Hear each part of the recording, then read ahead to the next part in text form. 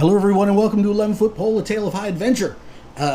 We are playing through the Treasure Vaults of Zadabad. The party has made it through the mountain hex and they've come through.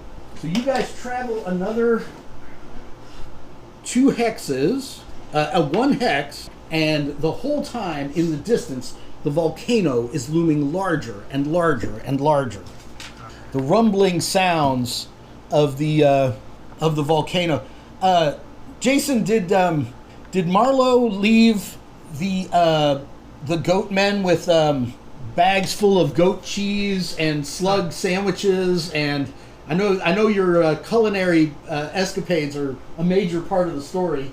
Does she get a bunch of food from them before she goes on?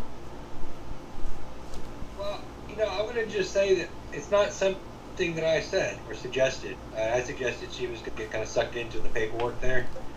Oh, that's right. Okay, yeah, that's true. Yeah, that's so true. I don't feel like she was really partaking in the slug eating so much.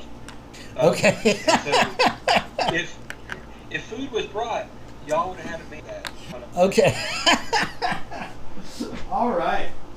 So the next day after the leap of faith from the, what is it in Indiana Jones? Only in a leap of faith from the lion's mouth. May he prove his worth. After you guys did that, you climbed down the other side of the mountain. The other side turns out to not be as steep and rugged as the way up was. So you're able to descend without making any checks. You travel through a jungle hex, and you find yourselves at the base of the volcano, in the very shadow of the volcano, and you see these ruins that look exactly like this. Ooh. Thank you. Yeah. So, those of you who couldn't be here in person, there's a sort of a step pyramid in the middle of the ruins. Here, push it more towards me. Yeah. There we go. All right. In the middle of the ruins here, there's kind of a step pyramid. So there are stairs. Well, it's not a step pyramid, but there are stairs that go up. There's something up here, and then at each of the cardinal directions, there's like a pillar. Except this pillar has fallen over, and you see it's kind of smashed on the ground there. But there are like these tall obelisks, basically, at the 4 cardinal points, and then there's something up at the top. What do you guys do? I go to the bathroom.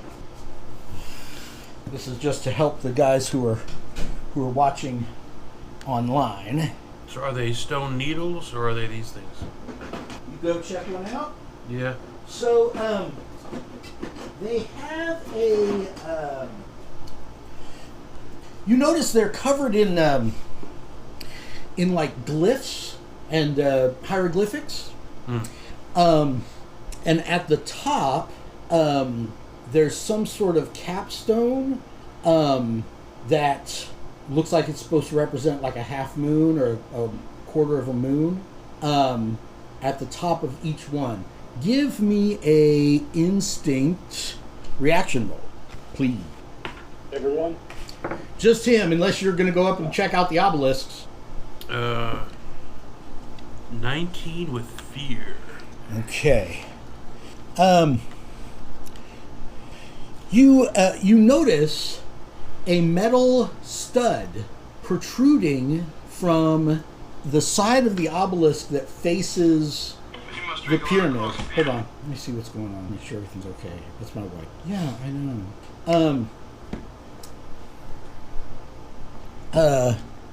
So on the side that faces the pyramid, you notice a metal stud protrudes from the rock.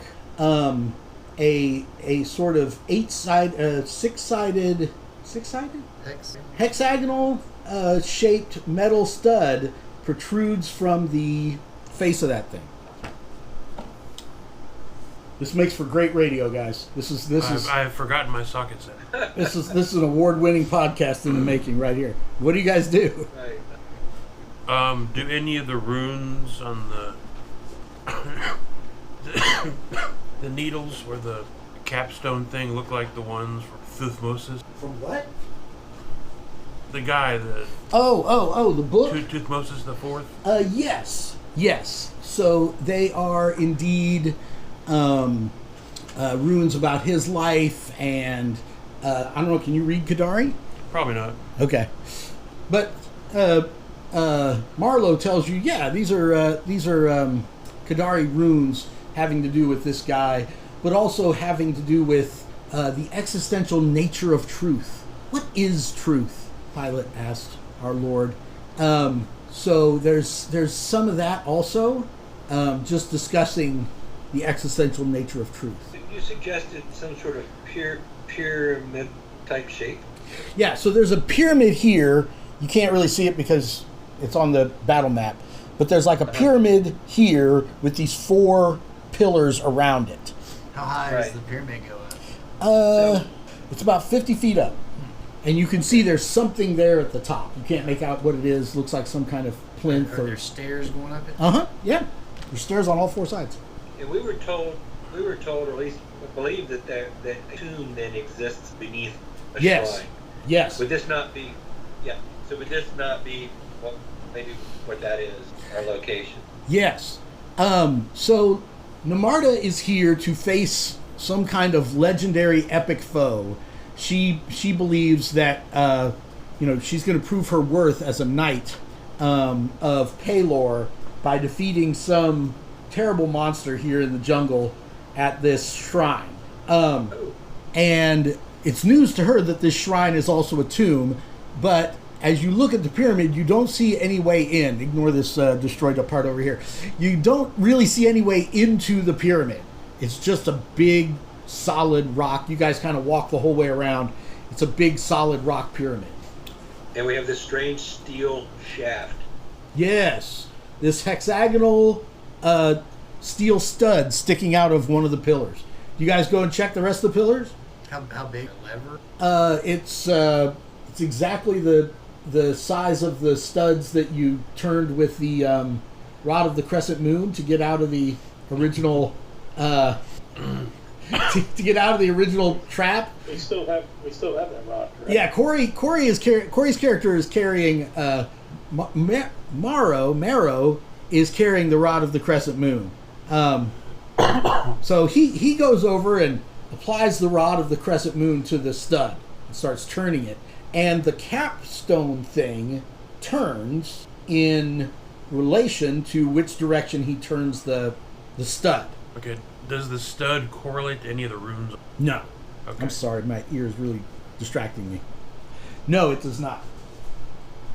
Well, wise captain once said to me, "Lefty loosey, righty tighty." Righty-tighty. All right. So he starts turning it and cranking it. I'll go up and Okay. the one-legged lady will go up the stairs again to go see what happens. Okay. So there is a almost sarcophagus-like stone kind of sticking up from the top. I shouldn't say sarcophagus. It looks like it's a solid block of stone. It's the green soapstone. It has no, which you can see this is kind of green too. It has no runes or any markings of any kind. But as he turns the headpiece, it turns and the light of the sun reflects off of it. And there's this bright shaft of light that comes up and illuminates one side of the stone on top. Almost like a beam of light. And he's still turning. What do you do? Stop. Okay. All right. And that's the only one that had one? Well, you haven't really looked at the others. Oh, okay. I go, somebody check the next one. Look for another Okay. You guys Indian of the Crescent Moon. You guys start looking around? We do. Yeah. All right. So this fallen one is the problem, right? You guys start looking at these others. Yes, each one has a stud on the side that faces the thing. But this one is just like toppled over and it's laying on the ground. Right? These pillars are like 10 feet tall.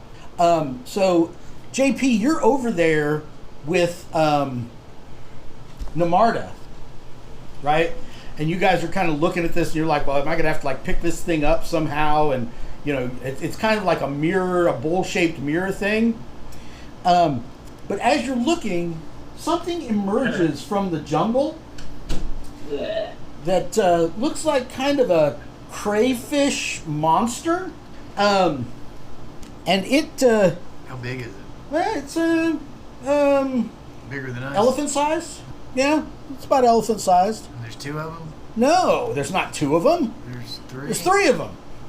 JP, you see these things coming out of the jungle towards you and Namarda. What do? You have the spotlight.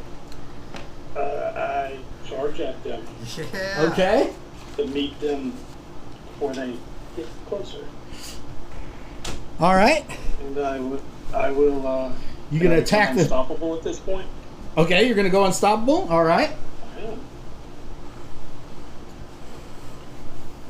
You gonna let me do anything else other than run? Heck yeah! You got the Heck spotlight, yeah. man. You can move 30 feet and still Daggerheart. attack. Swing. Swing and a miss. Swing. My battle axe. So do I get close enough to them? Yeah, absolutely. They came out of the jungle distressingly close to you. Distressing. That's 19 with hope. That's a hit. The hit 2d2. Ooh, 14 plus 3, 17. Ooh. Let me see if there's any.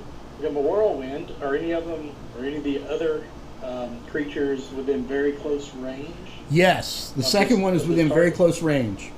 Okay, I'm going to spend a hope. So Okay. The hope I just got. To use the attack against all other targets within very close range. All additional adversaries you succeed against with this ability take half damage. And how much did you do? 18? 7, what was it? 17. 17? Yes. Okay.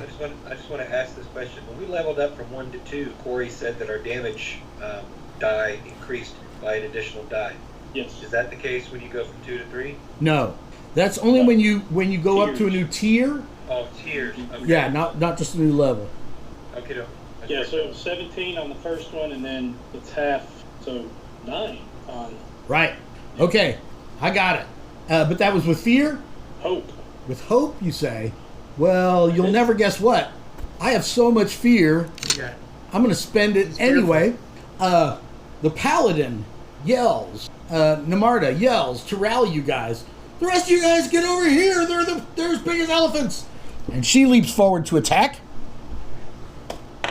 Big as elephant. As big as elephants.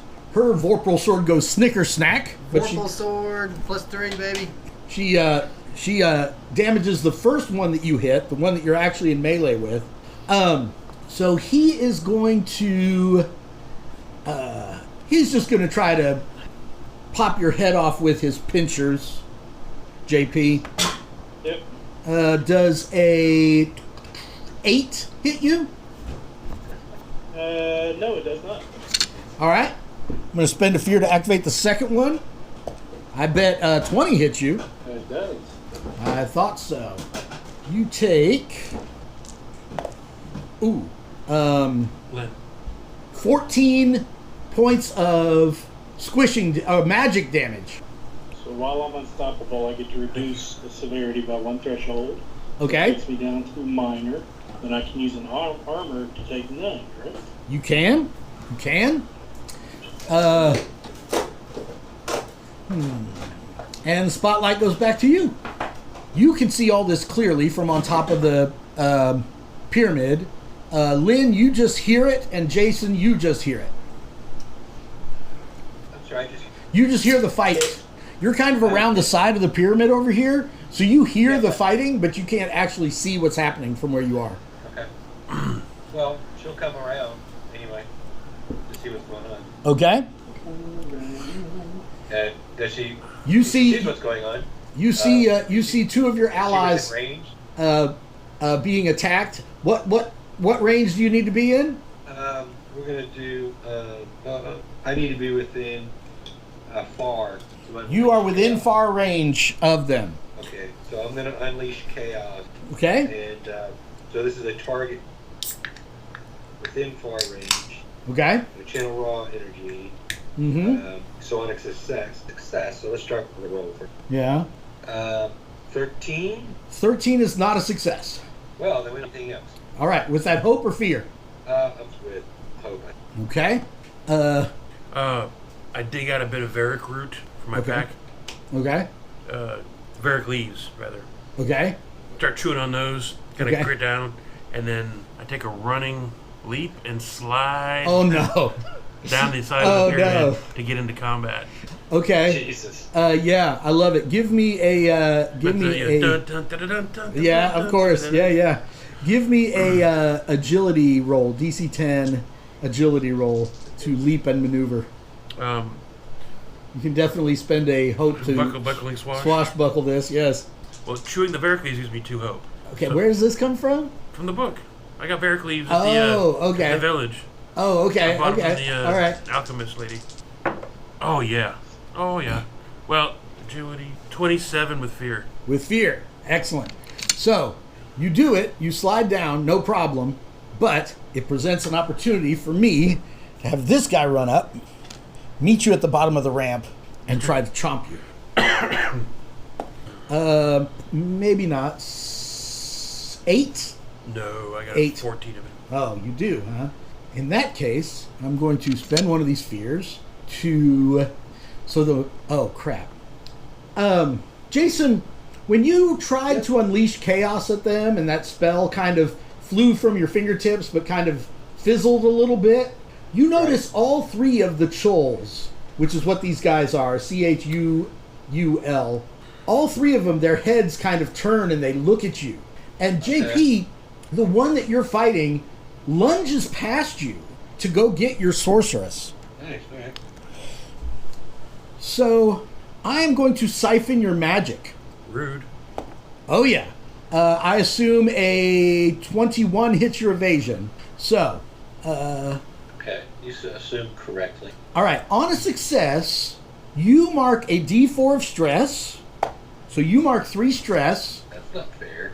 And I basically get spell points. My tentacles like reach out at you and kind of pull the chaos magic out of your body, out of your tiny elven body, and it's like stored in my tentacles, waiting to be unleashed back at you. The spotlight goes back to you guys. Lynn, you're the only one who hasn't gone yet. You want to try something? I need to start running around the corner to join up with Okay, give me a DC 10 agility roll to sprint. DC 10. Yes, sir. Expecting that one. Well, you're still just rolling your. Oh, The difficulty is 10. gotcha. Agility, 8. 8 Yeah. with 2d12 plus your agility.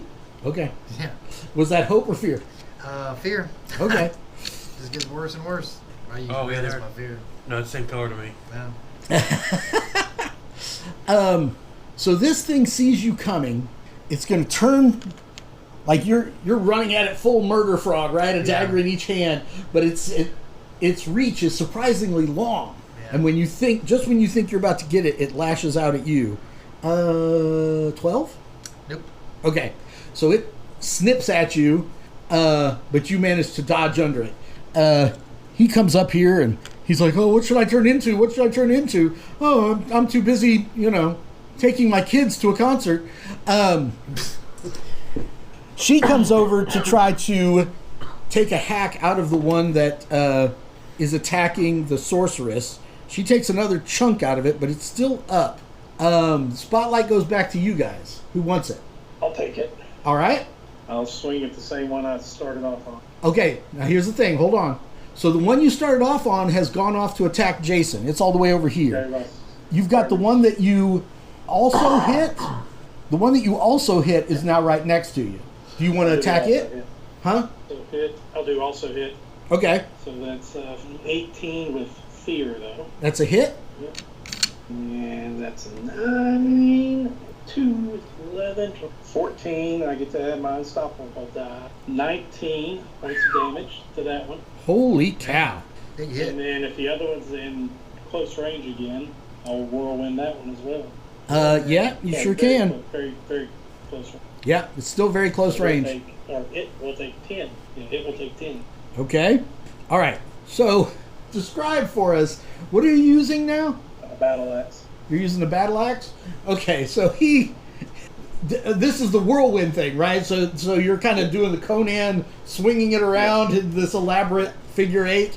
And, you hit the one that's right in front of you and break open its crab shell. Like, you can see fear in its buggy eyes. And you do not 0 damage to the other one, too. But that was with fear, right? That was for fear. Okay, all right, okay. Sling. I am going to... I'm actually going to use this. The first one is going to unleash a magic burst. So this is the one that's fighting the Paladin and Jason. All of the magic that it sucked out of you, it unleashes in a chaotic burst right at you and her. Everybody within close range. Come on. Yeah. A 16 hits you? Listen, I have a vial of dark smoke. It says that during an incoming attack, that I can roll a d6 and add to my agility score. Really? And then add that result to my evasion score. You're sure about that? Yeah. Okay. That does not sound familiar to me. You sure you got this in this campaign? You didn't get this in some other campaign somewhere? No. It's been so long since we played, I probably just forgot. Daggerheart. Okay. All right. Daggerheart. So you break this vial, So, and you get to add a d6 to your evasion? so it says roll a d6 equal to my to my agility score at the highest result to your evasion. So my agility is 1. Yeah. 1 plus a d6. I got 6 on the die. 7 plus my evasion is 11, so that's 18, baby. Okay. And I had a 16, didn't I? Yes. I had a 16. All right. So you see this thing, its tentacles are like pulsing, and you can tell it's about ready to return all of the magic that it stole from you, right? You break this vial on the ground, and it gives you just enough cover to dodge out of the way. The magic explosion still hits the Paladin, burns, the side of her arm and the side of her face, and she kind of recoils in fear. But you managed. Okay, all right, nice move, Jason. And the spotlight goes back to you guys. We're gonna tag team. Oh Lord, a tag team. Here, let me hear it. Yeah. All right. So. I'm gonna slide over to Barnacle. Yeah. Right. Stop hard on my peg leg. Uh-huh. Scoop him up, swing him up and around, Yeah. up in the air so he can do a rage attack. Oh, okay. As I slash Power out with the sling. coat him up with the other hand. Nice. Okay, who's spending the hope? You are. I will. You are. Okay. So you spend 3 hope, 3 hope. All right. and then you both roll the attack. I get to use a d20 for my hope die, Okay. which did not help. 13. With hope or fear. Hope. Okay. 13 with hope. I've got 19. Okay. So you're going to want to use that one, so you don't get the hope. Yeah. I get the fear instead, but you guys hit. So now you both roll the damage of those attacks and add them together. You guys could conceivably drop him. 16. You get to reroll 2s. Head's all full of snot. 19 damage. 19, you said 16? Oh my god. 33? 35. 35? Okay, alright. So, yeah, so you hurl the frog up in the air. You're using the sling, right? Yeah. So you're spinning this thing around.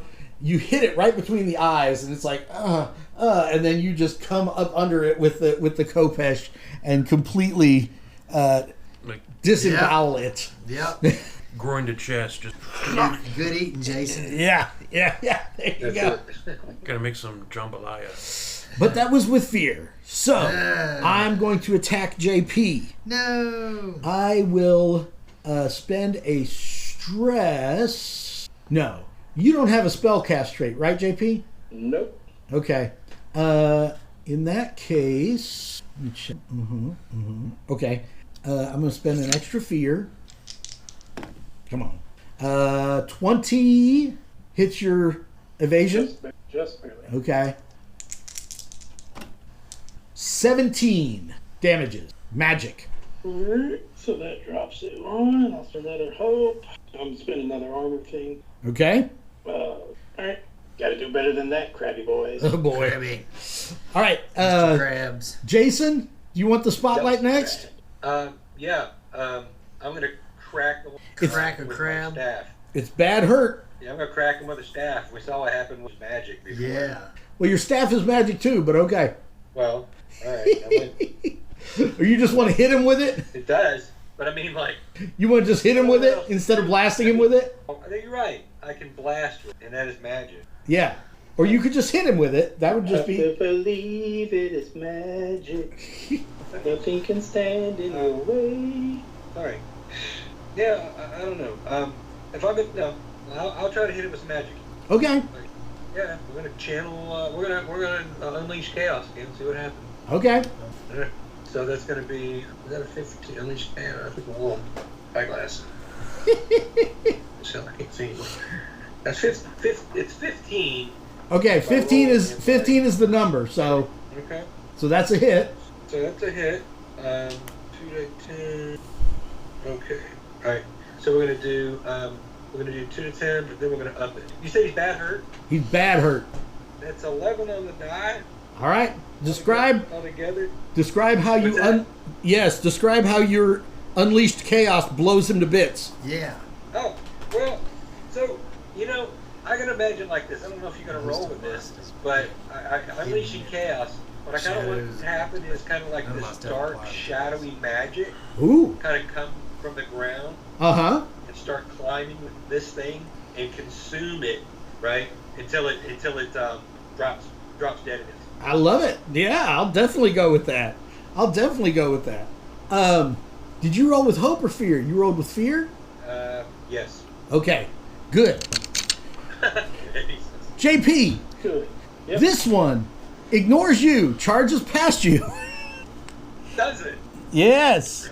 You just miffed because I got out of that other one. No, not at all. They're like obsessed with people with the spellcast trait, and I would feel bad if they went after Corey. So it's you. Right. So I spend a fear, and I make an attack roll.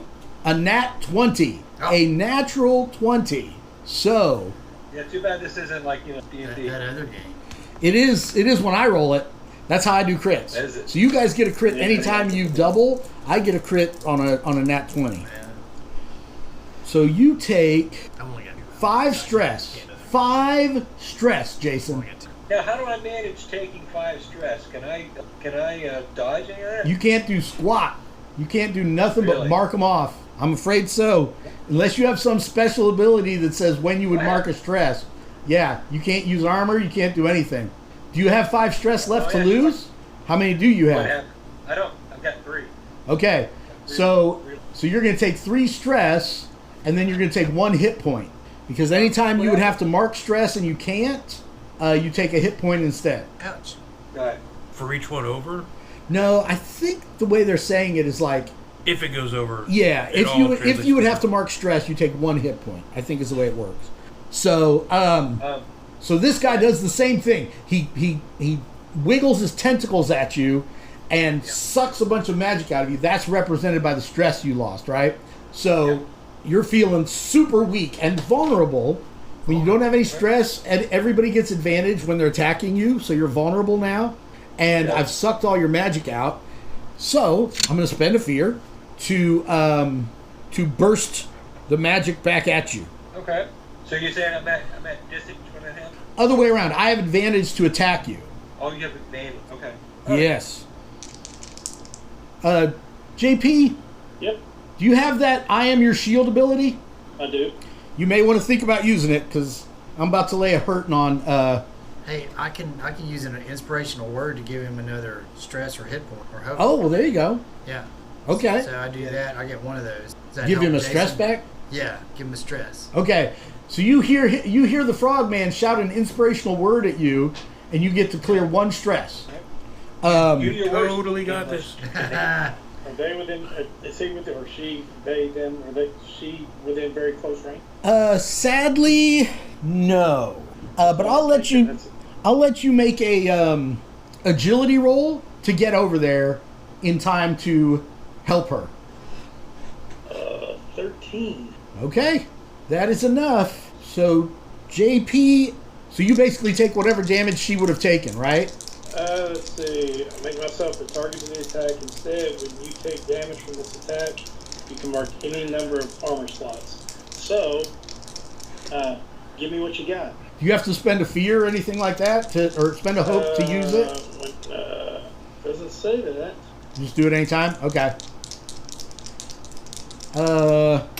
Very close range, we take damage. Yeah, I just take the damage, so I guess they didn't want to double whammy by hope or whatever. 21 magic damage. So 21, that drops it down to the next one, major. I mean, he's major 2.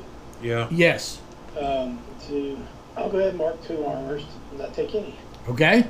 Spotlight goes back to you guys. And Kari gives that grin that she's given, at least half a dozen times to foes in battle. And she will swing at that one that just... The last one? So your paladin girl, in that explosion of magic that you just shielded Maro from, the paladin gets badly burned by the magic.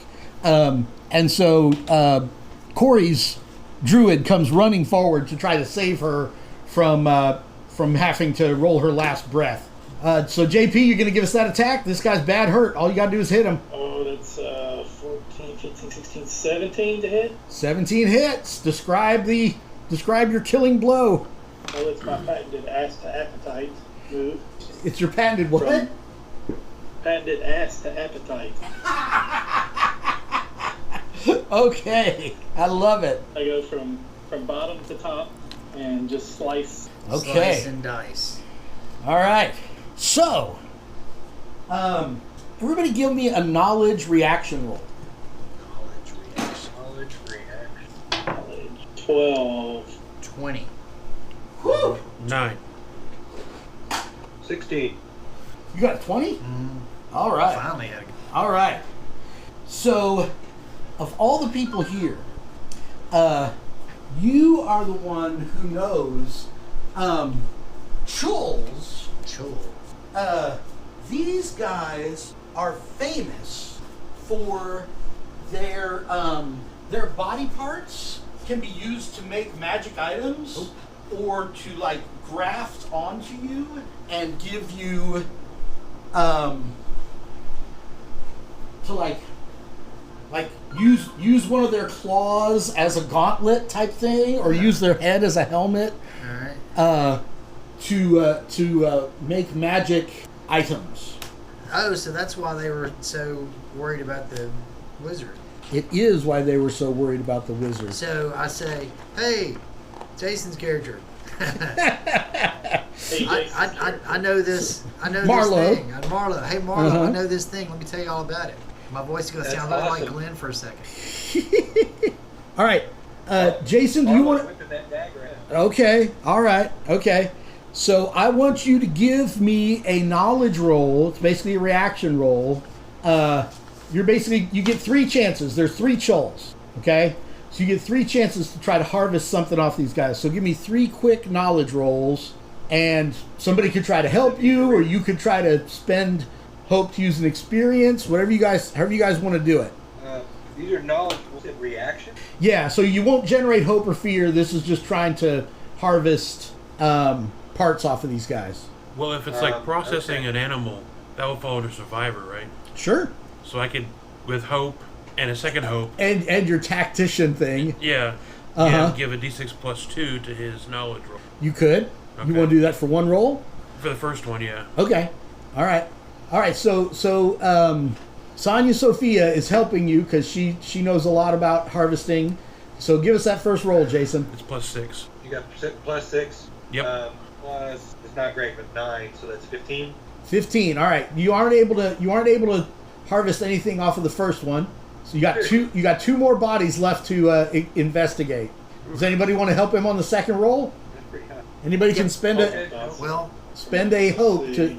I got can. your back. I'll help you. Yeah, you don't necessarily have to have an experience. You're just spending a hope to roll a d6 and help him. I gave him a hope. Go ahead. Okay. Shit, I'll spend a hope to roll a d6. You can't. You can't, Jason. You can't spend a hope to roll a d6 on your own action, but you could spend a hope to use an experience if you felt like you had one that applied. I got none of that. You got what? Not in my watch. But in this case, John, you spent a hope. No, Lenicus is doing it. Lynn did. I did spend a. Roll a d6 for him. Yeah, somebody rolling a d6 for me. 1. A 1? That's okay. So that's a 16 on the die. 16 together. 16 altogether? Yep. Not enough. You got one try Not left. enough. JP, you want to help him on the last one? Sure. Come on, Jason. You said I can't spend a hope to help myself? No? You can spend a hope, but it's to add an experience. Yeah. So does not on my watch count? JP rolled a 6. I think Court Magician would actually make more sense here. Okay. What is that, plus 2? That's a plus 2. Okay. Give us a good roll. Come on. 22. 22. Yeah, Okay. my 6. All right. Okay. All right. 1. Who wants a leg? Roll a d12 for me, Jason. Just roll a d12 to determine what you get. Random, okay. Mm-hmm. How about an 8? 1. Oh my gosh. Okay. So this thing has this kind of like a gill kind of organ, okay? And you can implant this on any one of you guys, okay? Whoever has it, when commanded, a wave of small crab-like creatures pours out of the concealed gill-like opening, providing you with scale-like armor, adding a +2 to your evasion, basically once per long rest, like until the end of that fight kind of situation. So who wants this implanted in their armpit? Yeah, who's got the weakest evasion? Gives you a what plus what? It gives you +2 at this tier. It goes up with each tier. So basically +2 right now to your evasion once per day. I would gladly take it since I'm up there a lot. Yeah, I agree with that. Since you're Mr. I Am Your Shield. Okay. It's And called I'm not that evasive. I'll make you a little card for it, okay? So it's essentially a magic item. So he kind of pulls this thing out, right? It's all gooey and Vaseline all over it and stuff, and like they did on Aliens where he pulls it out and all of the strings of snot, and he kind of shakes it off and he's like, hey Kari, raise your arm up. You're gonna love this, trust me. And he kind of sticks it in your armpit, right? And she's got some arm hair under there. Right, of course, yeah. It's the Middle Ages, and you feel it like this burning, like getting a tattoo, burning, stinging sensation, and it just kind of into your flesh. And so now, once a day, you can cover yourselves in these little crabs that give you a +2 to your evasion. All right? Once per day. Once per day, yes, sir. And like I say, I'll make you a card so you can have it in with all of your... but it doesn't use a slot or anything. It's just a magic item. All right. So, before you were so rudely interrupted, have you guys solved my how to open the pyramid puzzle? Well, 3 of them we adjust till they reflect light directly at it. Right. Okay. And then? And so the 4th one... which part of the stone is reflecting the light? At the very top, there's like a sort of a satellite dish, kind of silvery... Concave. Yeah, exactly. Polished. So we look for that piece on the ground. Right, you found that. Mm-hmm. Okay, so we just need to put it at the right position. Right. I have to manually beam it in. Right, but these things are tall, right? So you're going to have to build a human pyramid. So Kari gets you on her shoulders, and then on your shoulders is Barnacle, and you lift him up high enough, and you guys are kind of doing this thing, right? He's like, hold it steady, you guys. And finally, he holds it steady long enough that the 4th beam of light goes up, hits the stone thing at the top, and you hear this stone grating on stone sound. And when you go up there, this has turned into a spiral staircase. You know how the thing recedes and turns into a staircase, right? Here, I'll pull. Yeah, there you go. Yank it on out of there. See, this is. I understand sometimes you guys can't come in person, but it's too bad because I'm using all my flip mats this week. Hashtag best DM ever. Oh, thank you. Yeah. Because now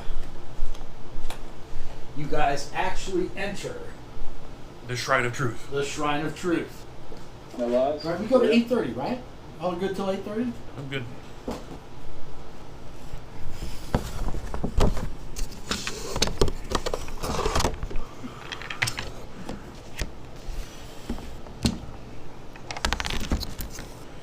All right. You guys come down these steps. All right? And you come into a circular room. As you can see, there are runes kind of inscribed on the floor. And in the center of the room is a circular stone plinth about 2.5, 3 feet across. Comes up to about waist level. It's just a cylindrical piece of stone sticking up out of the ground. Each of these, there's a doorway, but in the doorway is solid stone. Okay? Okay. So there's an archway, but then there's solid stone right there. As you guys come into this room, what do y'all do? And just asking the question, Lamarda, you have no insight on this, do you? Only that this is where we're going? No. So, all I know is that there's like a prophecy that there was some kind of evil undead something somewhere in the depths of this dungeon, or at this shrine, that if I could defeat it, I will be worthy of, being a Grail Knight. What do you guys do? Are there any markings anywhere? What's the illumination of? There is none. Which one? Black. Yeah, which one of you guys lights a torch? Or, Jason, do you make the tip of your staff glow with light, or do you guys light a torch, or both? I'm underborn, so I can. Sure. What? I'll do a torch. So as you look around the room, the walls are lined with shelves, okay? And on all of these shelves are these little wooden figures, okay? And they're kind of like in little, is it a diorama? Little scenes, right? Where the back of the shelf is painted to represent like a field, and then the little wooden men, have hoes and rakes, or there's a scene that has a bunch of soldiers, and then there's a scene that looks like it's supposed to be a priest, and so all these different shelves are lined up around the room. There's got to be 100 of these little wooden men positioned around the room. Do you kind of check them out, look them over? I would say that touching any of those would probably be a bad result. Okay. I don't know what everybody else is thinking is saying. Okay. Is there any scene that looks pastoral compared to the do I get the sense that by night at the museum here, you touch something, something becomes true to life given what's going on in that scene? Give me a instinct roll. Woo! How about 24? Okay. You definitely sense night at the museum magic coming off of some of the figures. You definitely sense the fuck around and find out magic, school of magic, emanating from some of the figures. But you also notice one of the figures kind of stands out to you because the little guy looks a lot like the rest of the figures, except his shepherd's crook is made out of metal, and it's kind of like Lego figure being held by everything else is wood. Yeah. All of them are 100% made out of wood. His little obsidian knife is painted wood, but his little shepherd's crook is actual bronze. Huh. And he is not one of the ones that has Night at the Museum magic emanating from him. I wonder if he's... I have no idea what you're talking about, Jason. I have no... What could you possibly mean? Are you going to pick him up? Absolutely. Okay. All right. Very, very choosy like. Oh yeah. Everybody to know all my magic. Right. Yeah. No, I got it. Your magic detected everything, and you noticed him. So you pick him up, and nothing untoward happens. Are you going to take the little key, as you call it, out of his little Lego hand? Not just yet. Okay. For the moment. Just going to hold on to him? Kind of keep that. Yep. All right. So in my hand. Go ahead. Namarta has been over here looking at the central plinth thing, little cylinder thing, and she says, "You guys better take a look at this." The old, everybody, you better take a look at this cliche.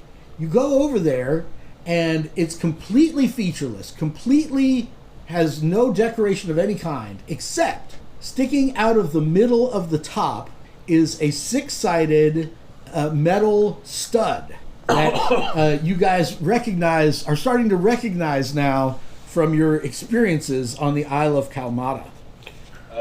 Wrenchinator. Okay, I got so a 6-sided metal stud that presumably we could put the rod of a crescent on and possibly be opening doors that we may or may not want to open. That is, it definitely looks like the rod of the crescent moon could turn this stud. Let's just put it that way. It does.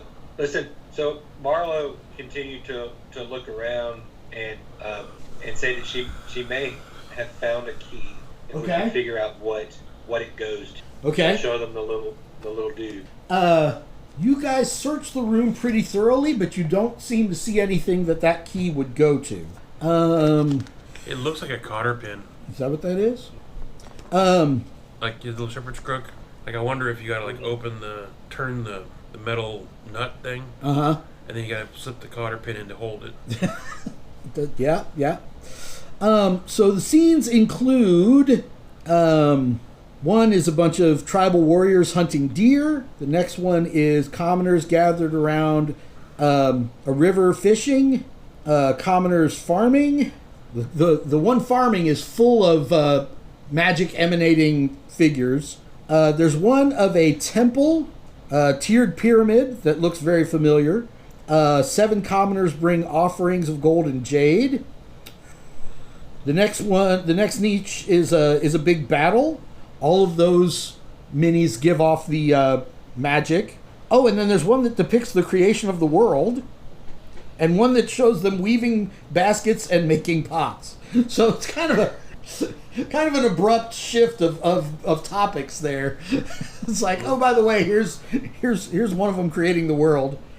But you don't find anything. The only thing that appears interactable in this room is the crescent moon pin stud. And let me ask you, does she sense any magic coming from the thing that she's holding, the little icon? No. Is it It's not magical. It's not magical at all. Okay. It's completely mundane. All right. So do you guys all want to leave the temple and just leave Corey's character down here to start turning the stud and see what happens? Sounds like a plan. It'd be like JP had to get. Uh-oh. Okay.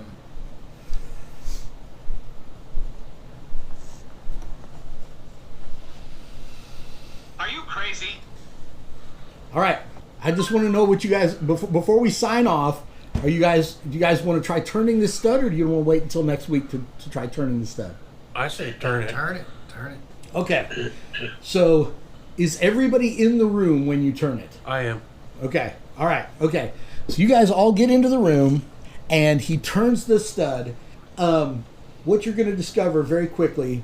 So there is a cylindrical stone that has one opening. Mm-hmm. So when he turns it, you hear it grinding, and it opens up this hallway. He turns it again, it opens up this hallway. Turns it again, it opens up this hallway. Okay? And you can see down this hallway, this is water. Okay?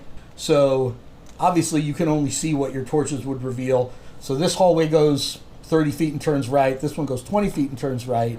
This one goes 20 feet, splits left and right, and is partially flooded. Like just has puddles of water on the ground. All right? Okay. So we'll pick up there next time. And so I'm using a bunch of content from the Hidden Shrine of Tomoakan, which is one of the first edition modules that was ever written and released. It's not a Gary Gygax one, but this is like it's this Mesoamerican temple full of traps, and it was Yeah. released before the first Indiana Jones movie. Nice. That's the funniest part, because at the beginning of that is the Yeah. classic. That was like a trapped 1980. Mesoamerican too, and Right. it's like they actually released this the year before. So I'm taking a lot from that, but I'm obviously using this this map. And Jason, did you say you already leveled up? You did everything you needed to do to level up? To the third? Yeah. Yeah. Look at Yeah, well, I you. just pulled it up. Yeah, I just pulled it up on like Google. All right. It told me everything I needed. Excellent. Okay. All right. So does everybody think they're good for next week? Hold on. I'm traveling next week, but I think yes. Okay. I'll just tell Corey if he ever wants to see his dog alive, he better. That's right. All right, Jason. So we'll catch you in All right. person next week, hopefully. Yep, Alright. should be in person. All right. Cool, man. See you then. All right, see you guys. See ya. Man, it's like my ear being plugged up every time I swallow. It's like Dude, I hate that stuff. so annoying.